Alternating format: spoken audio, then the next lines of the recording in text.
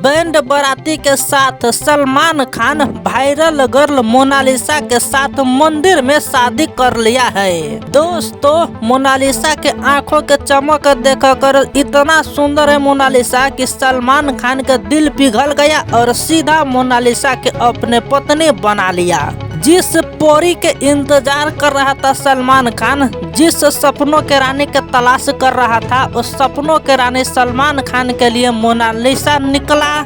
59 वर्ष के बाद सलमान खान अपने विवाहित जिंदगी अभी मोनालिसा के साथ जीने जा रहे हैं। अब वो कुमार नहीं रहा। जिस सपनों के इंतजार कर रहा था सलमान खान, उस सपनों के रानी अब मन जुगुत मिल चुका है। बॉलीवुड के राजा है सलमान खान, तो अभी मोनालिसा के रानी बना लिया है।